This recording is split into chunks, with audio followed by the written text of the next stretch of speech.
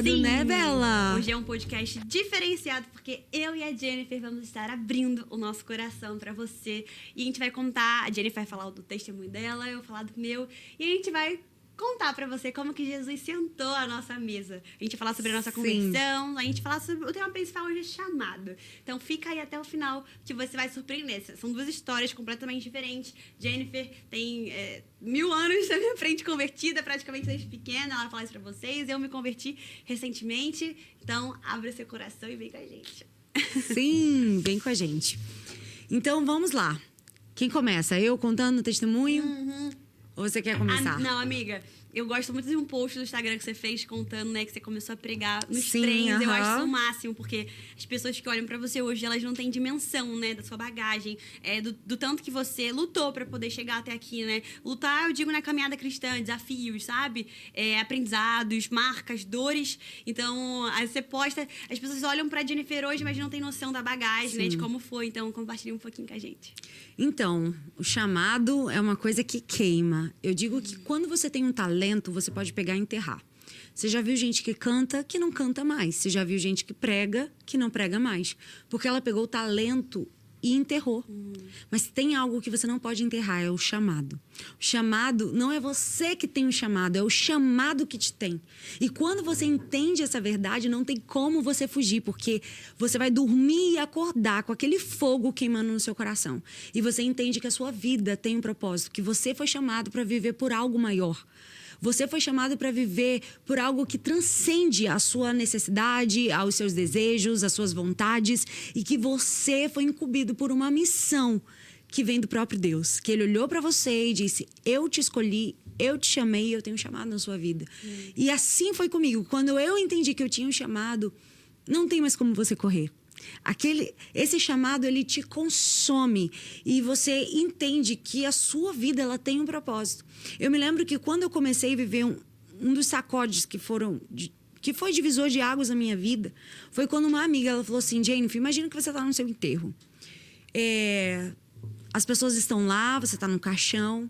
O que você imagina das pessoas falando para você, falando de você? Quem foi a Jennifer no dia do seu enterro?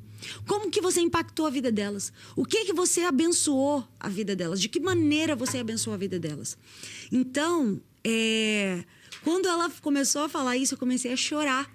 Porque, embora eu já cumprisse meu chamado, embora eu já cantasse, já pregasse, já tinha tido a experiência dos trens, que eu vou falar sobre isso um pouco, embora eu já cumprisse meu chamado, mas eu ainda não tinha me entregado por completo ao meu chamado. E quando ela falou aquilo, eu falei assim: nossa, se Deus me levar hoje, eu vou morrer cheia. E tem uma frase que Marlise Moore diz: quando você morrer, morra vazio. Sabe, que você entregou tudo que você tinha para entregar aqui na Terra. Que você cumpriu a sua missão, que você cumpriu o seu chamado. E quando ela falou aquilo estremeceu as minhas estruturas. Eu falei: nossa, eu ainda não preguei a palavra como queima dentro do meu coração. Eu ainda não impactei vidas, falei do amor de Jesus e do que Ele fez para mim, como arde no meu coração. E aquilo foi começando a me desesperar. E eu falei assim: meu Deus, eu preciso cumprir meu chamado. E foi quando eu comecei a me posicionar de maneira intencional para viver aquilo que Deus tinha para minha vida. Lógico que teve uma trajetória, e essa trajetória me forjou para hoje eu poder estar vivendo o meu chamado. E eu acho muito importante isso, porque se você olhar a vida de todas as pessoas que Deus usa, elas têm uma jornada, elas têm uma fase de preparo. Essa fase é muito importante para você viver o que Deus tem para sua vida, porque quando você pula etapas e você vai já para aquele lugar, imagina, se Davi não passasse por todo o processo, foram 13 anos esperando para viver a promessa de ter o trono, de ser o rei de Israel. Talvez ele não ia ser um rei segundo o coração de Deus. Talvez ele não ia conseguir cumprir o propósito de Deus como Deus o chamou para cumprir, porque ele estava despreparado. E você vê que mesmo com todo o processo, ele errou muito no reinado dele. Imagina se ele não tivesse sido preparado, forjado no sofrimento, como o Davi foi. Então existe essa fase de preparo. E é muito preocupante quando a gente já vai direto e pula etapas de preparação, porque qualquer coisa vai te parar. Quando você não tem clareza daquilo que te move, qualquer coisa te para. E aí vem uma decepção, uma traição, uma crítica é capaz de te parar.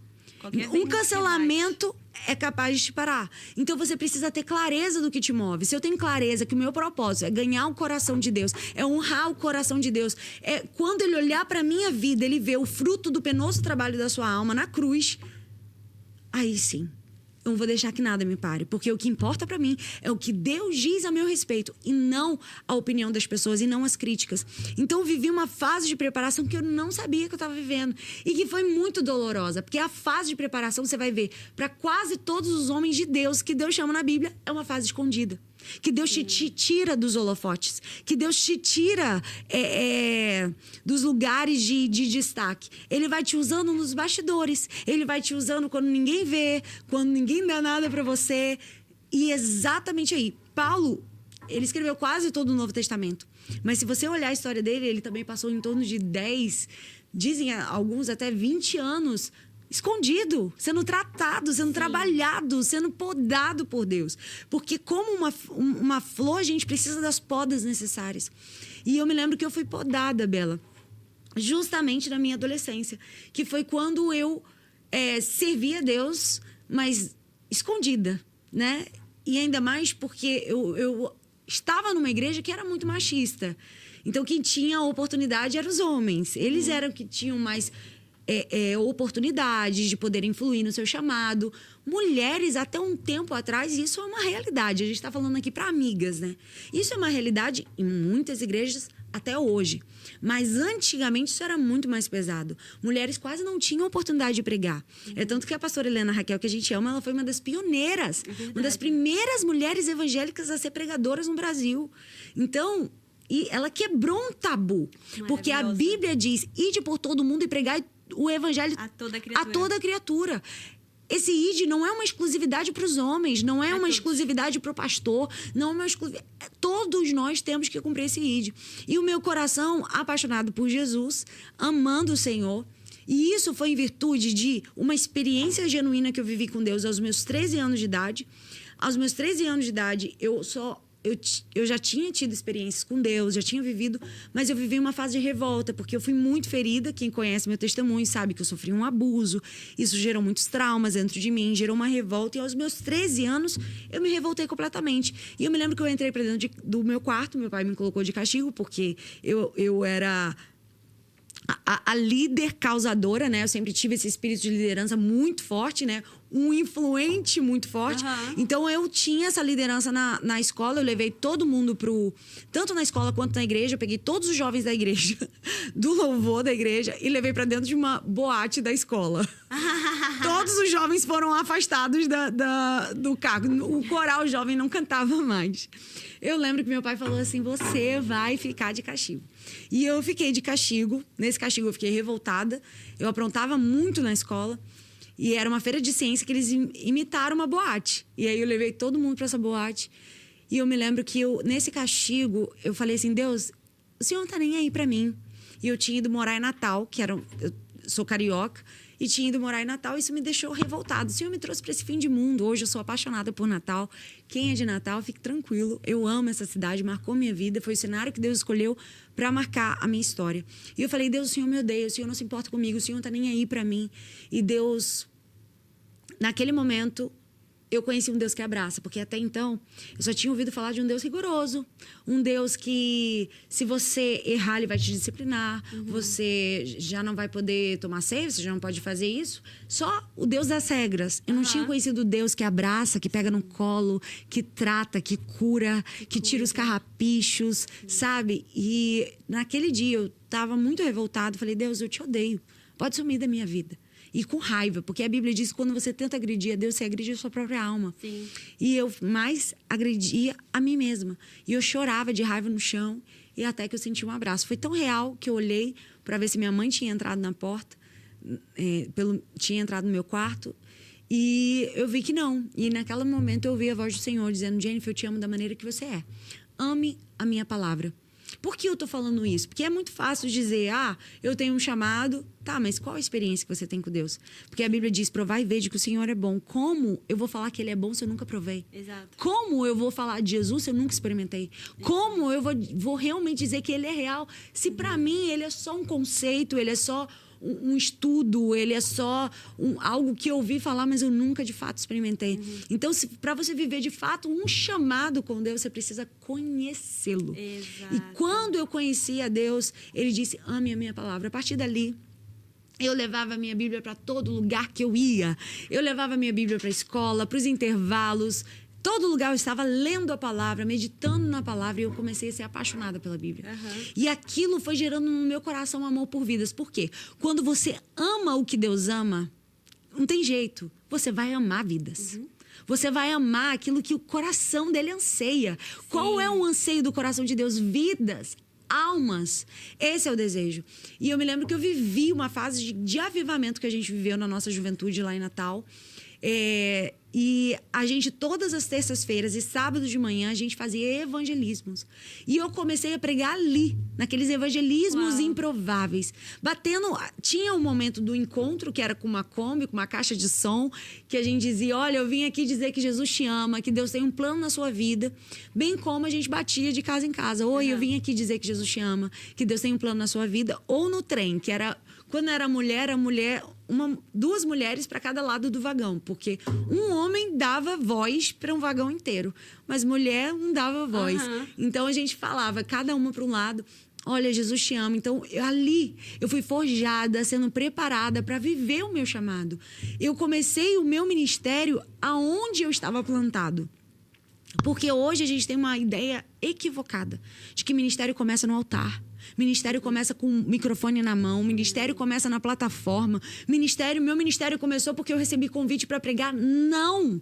Seu ministério não vai começar porque você recebeu o convite para pregar. Seu ministério vai começar aonde você está, com o que você tem e com aquilo que você pode e deve entregar a Deus. Sim.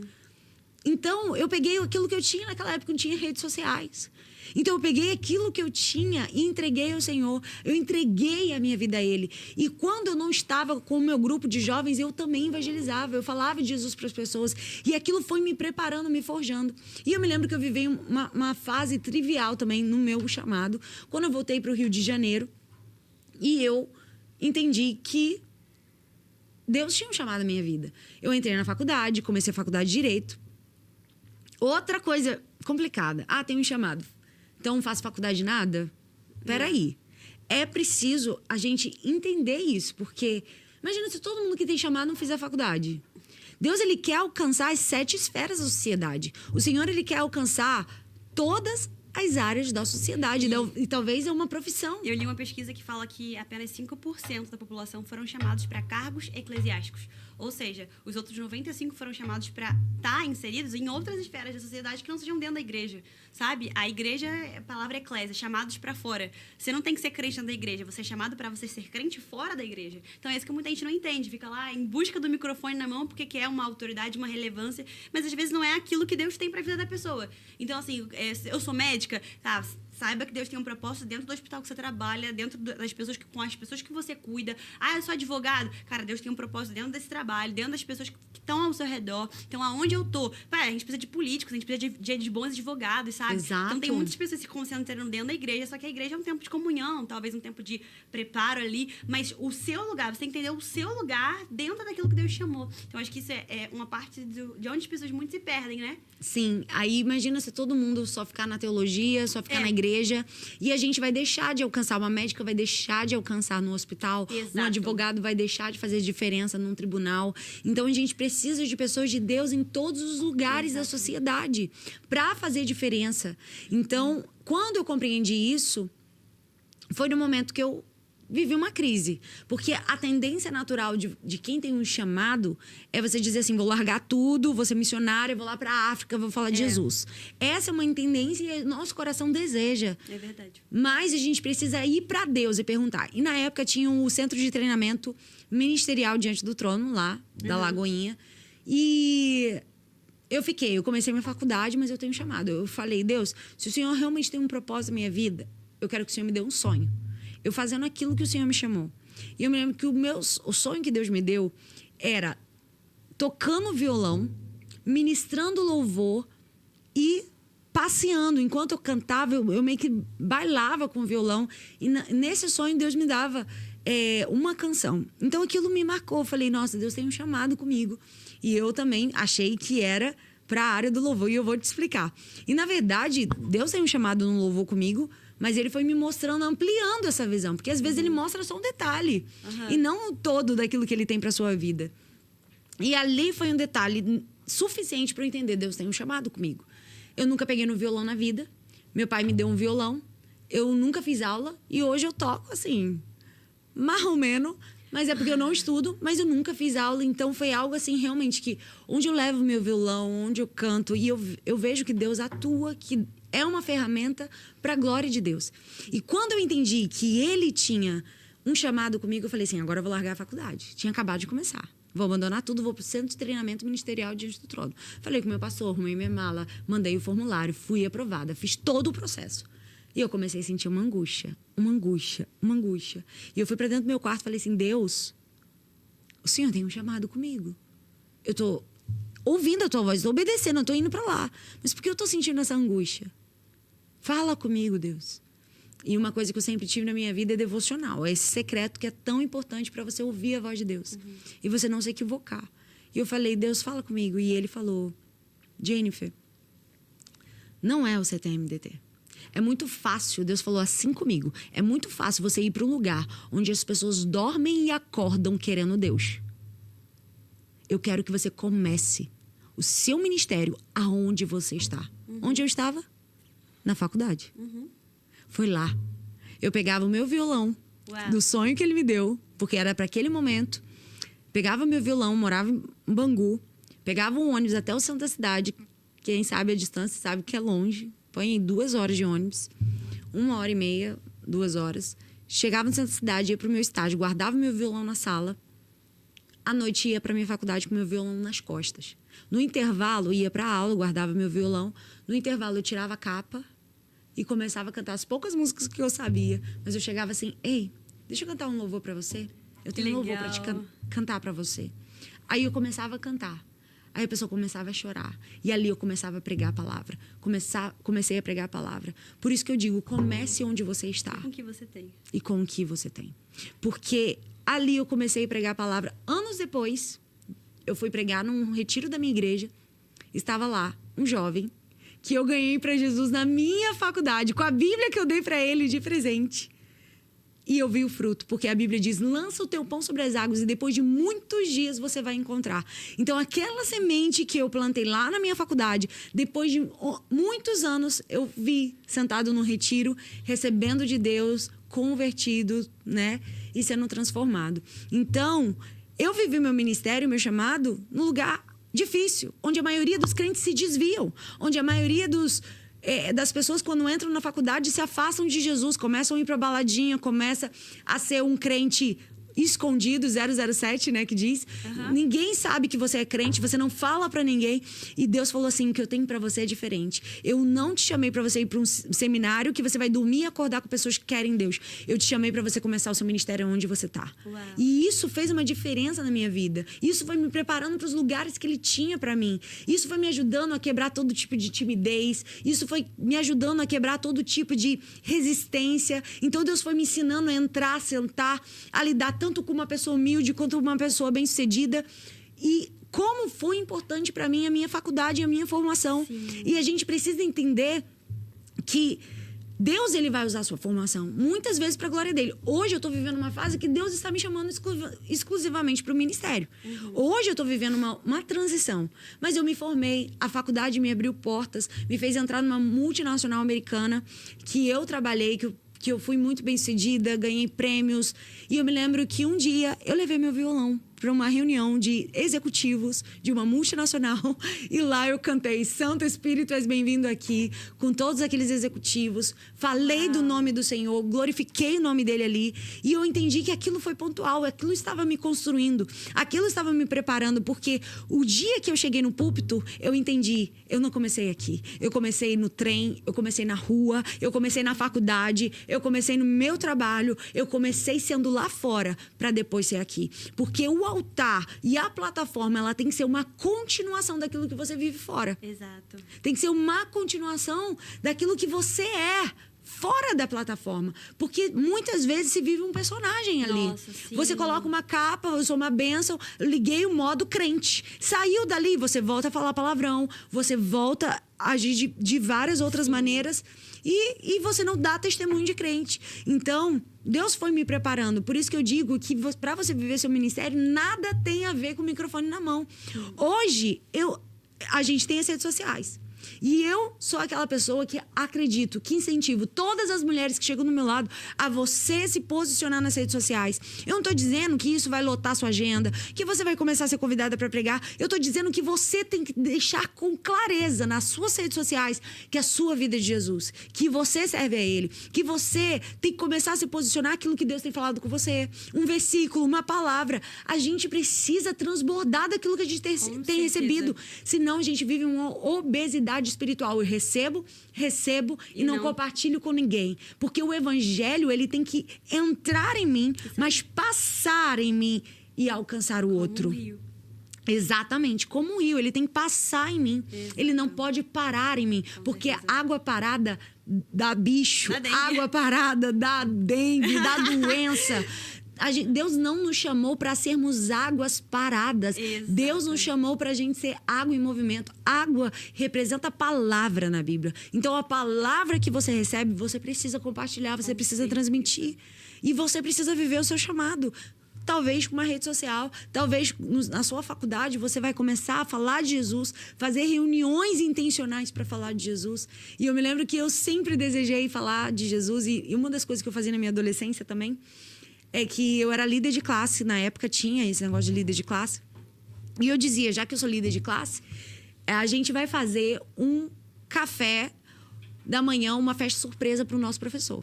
Eu organizava tudo. Isso na escola, 7ª série, 8ª série. Eu falava assim, a gente vai organizar tudo. Você traz o salgadinho, você traz o bolo, você traz o refrigerante. E eu falava, deixa que a organização do casamento, do aniversário surpresa, eu faço. Eu fazia um culto em cada aniversário surpresa. O professor chegava, cantávamos parabéns, eu cantava pra ele, dava uma palavra pra ele e depois fazia toda a turma dar a mão e orar por ele. Uau! E aí, assim, eu fazia festa surpresa pro professor. Nada evangelista. Nada era em vão. Então, todos os lugares e fases que eu passei, eu deixei que o Senhor me usasse, porque o seu chamado, ele tem que transbordar. Sim. E assim, eu fui vivendo o meu chamado. E hoje, né, Deus tem cumprido suas promessas. Quando eu passei uma dor terrível na minha vida, que eu achei que o meu ministério tinha acabado, Deus disse, é agora que eu vou começar. E foi exatamente nesse momento que Deus começou a soprar, Deus começou a fazer, Deus começou a movimentar. Um vídeo meu que eu nem imaginava viralizou e Deus fez. Mas nós precisamos ter uma história de bastidor. Sim. Não é simplesmente chegar no altar. É quem você é antes de você ter chegado ali. Muito bom. Nossa. E vou deixar você falar agora. Nossa, amiga, muito bom. Glória a Deus. Amém. Se identifica muito, né? A Jennifer, ela tem um testemunho completamente diferente do meu. Eu, assim, falando um pouco de mim, eu me converti tem 2 anos e meio. E é muito louco, né? Você acompanhar, eu falo assim, eu queria ter conhecido Jesus antes, acho que teria aproveitado mais. Mas tem um tempo certo, a gente é rebelde, assim. Mas, assim, vim diretamente do mundão mesmo, ficava com meninas. Mas um testemunho tão necessário, né? Não, exato, com certeza, né? Porque é a realidade que a gente tem hoje. Isso. Então, usava drogas, bebia muito, ficava com meninas, tive né? O meu último relacionamento foi super abusivo. Então, tipo, me batia, me xingava, agressão verbal, agressão física. E eu tolerava aquilo porque, na verdade, eu não sabia quem eu era, né? Então, eu fui me tornando aquilo que as pessoas queriam que eu fosse. Já trabalhava no Instagram, já trabalhava na internet, mas sempre fui muito teatral, né? Na escola, eu queria fazer a peça de teatro. Eu nunca fui matemática, ciência, nada, mas eu queria estar no teatro, eu queria estar fazendo peça, eu queria estar conversando. Eu sempre fui muito da comunicação. A minha mãe perguntava, Isabela, quando você crescer, o que você vai ser? Eu falava, eu vou ser a Fátima Bernardes. Sempre gostei, né, de uma televisão, de um microfone, de falar, de me comunicar. Sempre gostei do ambiente de câmera, sempre.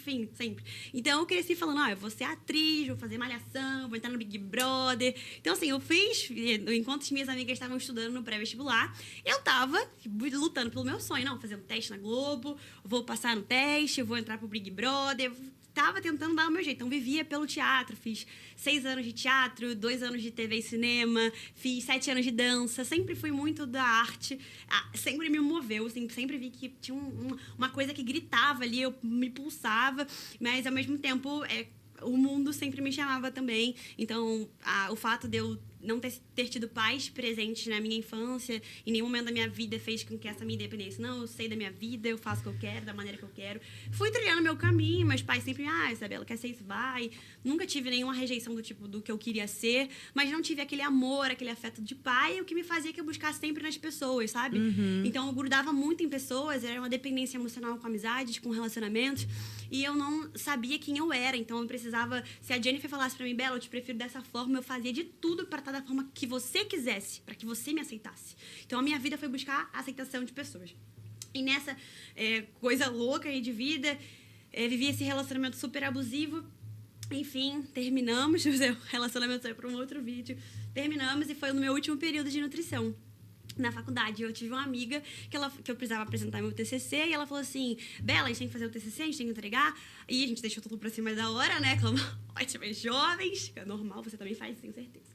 E a Dani falou assim pra mim, Bela, dorme na minha casa pra gente fazer o TCC em 2 dias e a gente apresentar. Porque eu morava distante, né? Fazer faculdade aqui na Barra. Aí eu falei assim, tá bom, Dani. Aí a Dani falou assim pra mim, mas olha, pra você fazer o TCC comigo, você vai ter que ir na igreja. Porque hoje é dia de culto e eu vou com a minha família. E eu, tá bom, mano. Vamos embora. E aí, chegando, eu tinha acabado de terminar. Acho que tinha 2 dias que eu tinha terminado. Acho que foi um cuidado de Deus, assim. E aí, eu cheguei na igreja e na oferta, na palavra de oferta. Eu nunca tinha entendido a palavra de oferta, assim, porque antigamente eu já ia para algumas igrejas e eu tinha trauma de igreja. Eu tinha trauma de pastor. Eu odiava pastor por tudo que... Com tudo que você possa imaginar, eu vou contar porque eu odiava o pastor, eu odiava o ambiente de igreja, achava que esse negócio de dízimo e oferta, eu falava, pastor quer roubar dinheiro da igreja, só quer tirar dinheiro da igreja, e parecia uma barganha, sabe, aqui ainda mais, aquilo me incomodava de uma forma surreal. E quando eu cheguei na Lagoinha, eu acho que eu falo assim pro meu pastor, eu falei, cara, eu me converti no dízimo e oferta. Foi assim, cara, se você quiser dar amém, se você não quiser dar amém, Deus vai te amar e te abençoar da mesma forma. E eu lembro que eu só tinha, eu acho que era R$10 na minha carteira. E eu entendi que aquela palavra entrou, sabe? Porque ele pregou sobre aquela passagem da viúva, que ela só tinha uma moeda, ela deu tudo que ela tinha, mas na verdade ela tinha dado o coração. E eu me converti ali, assim. Me converti não, aceitei Jesus ali, né? Porque a conversão, ela foi um processo. Aceitei Jesus ali no dízimo e na oferta. Eu só tinha R$10 na minha carteira. Eu sabia que a minha mãe, ela não ia, estudava longe, não ia ficar provendo pra eu estar ali na igreja todo domingo ou toda quinta-feira. Eu só tinha, acho que, se eu não me engano, era R$10 na minha carteira. E eu falei assim, Deus... Primeira vez que eu nunca tinha dado, assim, eu odiava esse negócio. Eu falei assim, Deus, eu só tenho R$10 na minha carteira. Esse dinheiro não é meu. Eu nem sei como eu vou voltar pra casa. Mas eu quero que isso aqui seja uma semente. Uma semente de que eu possa voltar na sua casa mais vezes. Eu só orei, eu só falei isso. E aí foi muito louco, porque eu dependia dos meus pais ainda, eu estava terminando a faculdade, eu não tinha independência, o meu dinheiro. E eu só tinha R$10 na minha carteira que não era meu. E foi muito louco, porque no dia seguinte eu recebi a primeira proposta de emprego na internet. Que foi uma empresa que me contratou, você vai receber isso aqui pra você divulgar isso aqui pra mim.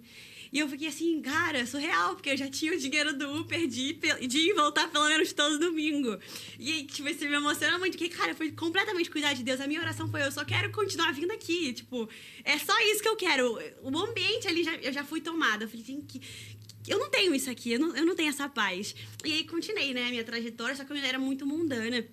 E quando eu terminei com o meu ex-namorado, eu fiquei completamente traumatizada. Eu comecei a falar assim, homem não presta, nunca quero casar, nunca quero ter filhos. Isso aqui não é pra mim. Porque eu sempre vi, minha família não tem nenhuma referência de família, de comer à mesa, de orar, de ter um relacionamento saudável. Eu só sempre vi meus pais brigando, família brigando, confusão, problema com dinheiro.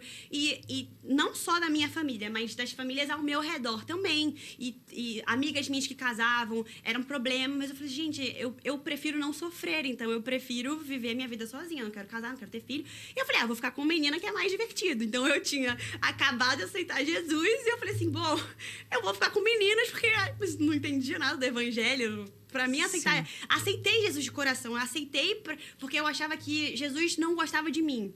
Porque antigamente, né, minha mãe sempre me levava à missa. Eu não gostava daquele ambiente porque era muito parado, eu sentia sono. E ela falava assim pra mim, por isso que você não tem fé, por isso que você não tem fé. Então eu associei a palavra, você não tem fé, Jesus não gosta de mim. Então eu fui uma criança que eu nasci achando que Deus era uma pessoa muito distante. Minha mãe chegava no meu quarto e falava, caramba, Bela, Deus falou comigo. E eu ficava furiosa, queria matar a Bia quando ela falava isso. Eu falava, por que Deus falou com você? Tipo, Deus é um ridículo, fala com você, mas não fala com os outros. Deus tem filhos preferidos. Tipo assim, ela ia pra calçada, né, a gente tinha uma piscina, e ela ficava lá fora, olhava pro céu, chorava. E eu ficava assim, ai, que coisa irritante, sabe? Esse Deus, que coisa irritante. Uhum. A rejeição. Sempre na minha vida foi rejeição. Eu me sentia rejeitada por Deus. Porque eu era rejeitada por pessoas, porque eu fui rejeitada na maternidade, enfim. Sim. Aquela coisa toda. Mas quando eu me converti, eu ainda não entendia o que era aceitar Jesus. Não é explicado. Que hoje a gente entende, aceitei Jesus. Mas o meu coração queimava por Jesus. Mas eu ainda continuei fazendo umas merdas da vida. Eu comecei a ficar com meninas, porque eu falava, gente, esse negócio de homem não dá certo. E eu comecei... Satanás é muito sujo, né? Eu tive uma influência, né? De uma amiga que, tipo, assim, ela traía o marido dela com meninas, então eu comecei a ficar com ela na minha casa, aquela coisa. E era algo que tentava me prender, ao mesmo tempo eu queria ir pra igreja. Então eu ficava meio lá, ficava meio cá. Isso, tipo, eu entrei na igreja. E eu acho que um pouco depois que eu me converti, veio aquele todo sonho, Malhação, Big Brother, que eu já fazia teste, já queria, já tava fazendo teste pro Big Brother. E aí eu descobri que eu ia entrar no Big Brother. E aí a minha irmã fez alguns testes comigo. Eu falei assim, caramba, meu sonho que tá acontecendo. Só que eu tava apaixonada por Jesus. Eu tava apaixonada. Eu tava sentindo algo. Por mais que eu estivesse lá, entrei pra igreja, ficando com meninas, bebendo, furei a quarentena, assim, de uma forma sobrenatural, mas... meu coração queimava assim, absurdamente. E aí eu lembro que eu chamei a pastora na minha casa e falei assim, olha, vou entrar no Big Brother, passei por todas as fases, não sei o que eu faço, tô apaixonada por Jesus, mas eu me converti agora, eu não sei o que eu faço. E aí a pastora orou comigo. E aí, só que quando ela orou, eu entendi que precisava ter algo meu, sabe? Eu precisava ter uma decisão. Eu precisava tomar uma decisão, sabe? Não adianta. Você aceitou Jesus, tá bom, mas e a decisão? E a caminhada? Porque muitas pessoas, aceitei Jesus, minha vida vai ser maravilhosa. Não, a sua vida vai continuar a mesma se você não tomar uma iniciativa de mudar um comportamento. E aí, ela orou comigo, aí quando ela foi embora, eu comecei a chorar compulsivamente. E eu lembro que eu só fiz uma oração, eu falei assim, Deus... Eu queria muito, isso aqui é o meu sonho de vida, eu vou ter tudo que eu quero, eu vou ter carro, dinheiro, apartamento, fama, status, era tudo que eu queria, eu só queria um reconhecimento, sabe? A rejeição era tão grande dentro de mim que eu só queria ser reconhecida, eu só queria valor, então eu achava que o valor era no que eu ia obter com o Big Brother. E eu falei assim, mas se não for o que você tem, dá um jeito de cancelar tudo. E aí, cara, no dia seguinte, já ninguém mais me ligava, aquelas orações perigosas, né? Nem sabia que isso era uma oração perigosa, eu fiz...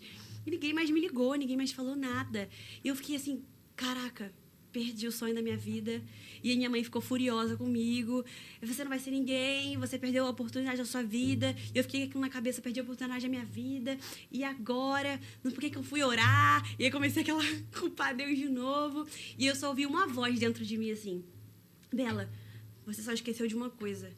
Quando você se converte, os seus sonhos se convertem juntos. Agora não é mais o seu sonho, é o que eu tenho pra sua vida. Então, literalmente, eu troquei tudo que eu via pro que eu não via. Porque Deus não falou assim, ó, siga-me que eu vou te dar um ministério, siga-me que eu vou te dar um apartamento, siga-me que eu vou te dar... E não, Deus não me prometeu nada. Ele só falou assim, ó, vem do jeito que você tá. E o meu coração gritava por Jesus. Eu fui, assim, passando por diversas barreiras.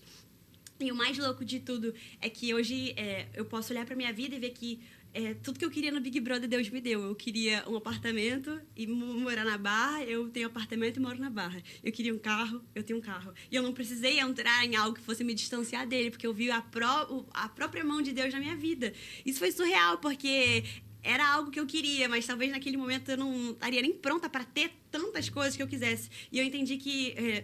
Deus poderia até me dar o carro, o apartamento, mas Deus nunca vai te dar nada que vai te roubar dele. Então, até o que você quer tem um tempo certo para te dar. Então, o carro que eu queria, hoje eu tenho o carro que eu queria. Hoje eu moro no apartamento que eu queria. E não foi no momento que eu queria, mas foi da forma que Deus já tinha preparado para mim. Porque a felicidade nunca está em alcançar apenas os nossos desejos. Se você quer o carro, Deus te dá o carro. Aí depois você quer um carro melhor. Você nunca vai estar satisfeito com aquilo que você tem. Porque a necessidade sempre vai aumentando. Você vai vendo, agora lançou um carro novo, então preciso ter esse carro novo. Então, a felicidade, de fato, é quando você, muitas vezes, coloca a sua dor no bolso e você é útil para a vida de alguém. É quando você aprende que a sua vida, ela nasceu, ela existe por um propósito maior do que você, maior do que as suas vontades. Eu tenho uma amiga que diz que foi algo assim, que foi divisor de águas para minha vida, que a vontade de Deus, ela é imensa, muito grande. E a minha vontade é muito pequenininha. Não tem como eu realizar a minha vontade e dizer, Deus, encaixa a sua vontade, que é grande, imensa na minha vontade, não vai caber.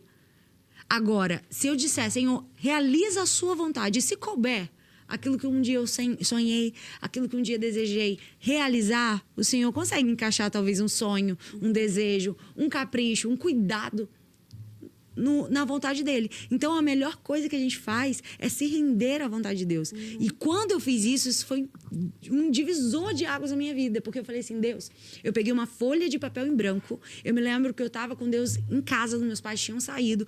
Eu peguei uma folha de papel em branco. Eu falei assim, Deus, está aqui. Eu sou essa folha de papel em branco. E eu vou assinar embaixo. Porque eu autorizo o Senhor a escrever na minha vida e na minha história aquilo que o Senhor quer. O Senhor escrever na minha vida a tua vontade. E eu lembro que eu falei assim para Deus, Deus, eu tenho tanta vontade de casar, mas eu te entrego a minha vontade. Eu tenho tanta vontade de ter uma casa, mas eu te entrego a minha vontade. Eu tenho tanta vontade de ter um carro, mas eu te entrego. Eu tenho tanta vontade de ter filhos, mas eu te entrego. E eu me lembro que eu entreguei. Eu falei assim, Deus, porque o que vale para mim é que a tua vontade se cumpra na minha vida. Amém. E eu lembro que naquela época também tinha lançado há um tempo atrás já aquela música do Davi Sassi.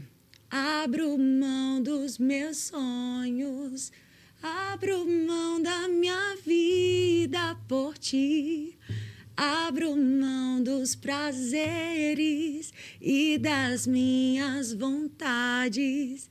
E eu lembro que eu falei assim, Deus, eu abro mão daquilo que eu desejo, daquilo que eu sonho, a fim de que o Senhor cumpra a tua vontade na minha vida. E eu me lembro que, a partir dali, Deus começou a fluir na minha vida de uma maneira diferente. E a vontade de Deus se cumpriu? Tem se cumprido? Tem. Mas eu vou te dizer, Ele me deu uma família. Amém. Ele me deu uma casa. Ele me deu um carro. E Ele tem me dado tudo aquilo que um dia eu sonhei. Amém. Porque os meus sonhos podem se encaixar nos sonhos dEle. Agora, não queira viver os seus sonhos e achar que o sonho de Deus vai se encaixando dentro dos seus sonhos. Isso não é possível. E quando você realiza a vontade dEle, Ele vai te dar muito mais, infinitamente mais, de tudo que você pediu, de tudo que você pensou, pelo poder dEle que opera em nós. Sim. Né? Exatamente. Cara, hoje, antigamente a maior alegria era, nossa, preciso ter muito dinheiro na minha conta, preciso ter muitos seguidores no Instagram. Cara, hoje o que eu mais falo, assim, só não me afaste da tua presença, pode me tirar tudo. Eu só quero paz para dormir, eu só quero levar pessoas para você. O meu propósito grita, assim, dentro de mim, sabe? E tudo que eu pensei que eu não poderia ser... É que, gente, o Jesus, eu olho pra ele e eu falo assim, cara, Senhor, você é muito brincalhão. Tipo assim, a pessoa que não teve nenhuma referência de família, e aí o Senhor fala, você vai ser referência de família. Uma pessoa que não viu nenhuma referência de casamento, o Senhor fala, você vai ser uma referência no seu namoro, no seu casamento. Você vai ter um homem que te honra, um homem que não te trai. E eu, sabe, parece meio antagônico, né? Eu olho uma coisa e Deus me oferece, mas como? Não tive base, não tive... nunca tive presencialmente, nunca presenciei isso. E Deus fala, eu que te instruo, sou eu que faço. Mas sabe por quê? Porque eu creio que Deus, quando Ele chega realmente na vida de uma pessoa, a partir de você, talvez nunca nenhum casamento deu certo na sua família, mas a partir de você, amém, vai ser o primeiro casamento a dar certo. Exato. Talvez nunca ninguém na sua família prosperou, mas a partir de você, você vai ser a primeira pessoa a prosperar. Porque através da sua conversão, Deus está quebrando uma maldição sobre a sua família. Amém. E você vai ser a primeira de muitas e das próximas gerações. Sim. Porque bendita será as próximas gerações. Aleluia. A Bíblia diz que Ele é aquele que quebra, que transforma maldição em bênção. Então, tudo aquilo que o diabo quis amaldiçoar na sua família, destruindo casamentos, trazendo relacionamentos tóxicos para você, Deus vem e diz: eu tô quebrando esse ciclo. A partir de você vai ser a primeira a prosperar. Você vai ser a primeira a ter um casamento bem-sucedido. Você vai ser a primeira a ser uma referência de família, porque Deus, ele é especialista em quebrar maldição. E eu creio que tem mulheres que estão nos assistindo aqui, que a partir de você, Deus está quebrando ciclos de maldição. E a partir da sua vida, virá um ciclo de bênção, de uma nova estação e do novo de Deus sobre você. Amém. Nossa, Amém. Glória a Deus. Não, muito bom, gente, falar de... É muito bom, eu acho que tudo que a gente pode falar na nossa vida é do que Jesus faz na nossa vida. Exato, é experimentar. É incrível, é incrível. Acho que o nosso maior testemunho é falar daquilo que Jesus fez. E o fruto, por exemplo, uma laranjeira, ela não tem um título, eu sou uma laranjeira. O fruto, ele fala por si só. Por si só. Se sua vida vai contar por si só, né? Não é uma vida de aparência. Hoje eu tenho... Assim, se eu falar pra vocês, tenho 2 anos e meio de convertida, né? E Deus acelerou completamente minha vida, assim, de uma maneira sobrenatural. Se eu olhar, rolar meu feed do Instagram, assim, não é coisa que eu fazia lá no passado, que foi muito rápido. Então, tem pessoas que ainda vão te enxergar com aparência, mas porque não enxergam a capacidade daquilo que Deus está gerando dentro de você. Sim. Então, se você acredita, se você entende aquilo que Deus está gerando em você, só confia. E eu tenho feito isso, eu não preciso provar nada pra ninguém, sabe? Podem tentar me diminuir, podem tentar me rebaixar. A vida, ela é assim, né? Dentro e fora da igreja. Podem tentar fazer o que for. Ei, o seu fruto, ele fala por você. Exato. O que Jesus tem pra sua vida fala por você. Nada é capaz de impedir aquilo que o Senhor está fazendo na sua vida. Nenhuma pessoa, nem mãos humanas não são capazes de destruir aquilo que foi gerado na eternidade.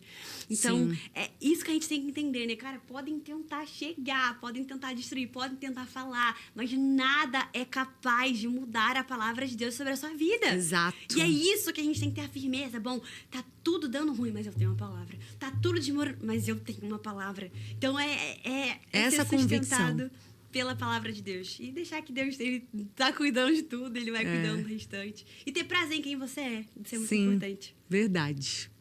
Ai, muito bom!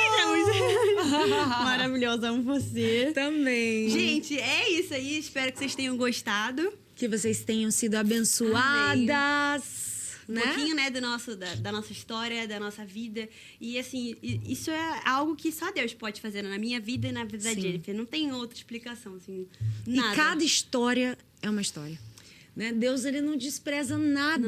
Ele não despreza nada na sua história. E até aquela área da sua vida que você tem muita vergonha, Deus vai usar para a glória dele. Exatamente. Para o louvor dele. Porque Deus, ele vai usar as suas cicatrizes como lugar de autoridade. Você vai dizer: eu já passei por isso e eu sobrevivi. Você vai sobreviver também. Eu já passei por isso e eu tive uma experiência real com Jesus. Você também vai viver. Eu já passei por isso, mas agora eu digo: eu e a minha casa servimos ao Senhor. E você também vai dizer isso. Amém? Amém. Então é isso. Eu queria deixar aqui um recado para você que tá vendo. Sabe essas áreas da sua vida que você fala assim, é impossível? Eu sinto que eu vou ser isso aqui, mas é impossível. É essa área que o Senhor vai transformar. Isaías 43 fala que ele abre rios no deserto. Então, nesse seu deserto... ermos. Exato. Nesse teu deserto é o lugar que Deus vai abrir para você ser uma referência. No lugar da sua dor é onde Deus vai te dar autoridade. Então, não tenha medo de ser você, não tenha medo de fazer aquilo que Deus está te chamando. Ainda que você não tenha a aparência, fique com a essência, porque isso vale muito mais para Jesus. Com certeza. E eu quero dizer pra você, mulher, que não importa o que digam, não importa o que façam, se o céu validou você, não serão os homens que vão invalidar o que Deus já validou. Se o céu olhou pra você e derramou sobre você algo único, uma unção específica, não vai ser homens, não vai ser situações que vão tentar impedir aquilo que Deus já determinou. Então, levanta, continua. Vão ter perseguições? Existirão perseguições. Sim. Vão falar mal de mim? Vão falar muito. Vão ter situações para te parar? Existirão. Mas permaneça e prevaleça, olhando para quem te chamou, porque quando Jesus ele foi tentado no deserto, ele precisou se lembrar de quando ele foi batizado no Jordão, porque no Jordão Deus rasgou os céus e disse: Tu és o meu filho amado, Amém. em quem eu me alegro. Então, quando as tentações, as lutas, as resistências do mundo espiritual para te impedir de você viver o seu chamado chegar, lembre-se o que Deus disse para você no Rio Jordão: Tu és a minha filha amada, Amém. em quem eu tenho alegria e em quem eu vou cumprir o meu propósito. Amém? Deus Amém. te abençoe. Boa noite, fica com Deus. E até a próxima. Tchau, tchau. Beijo.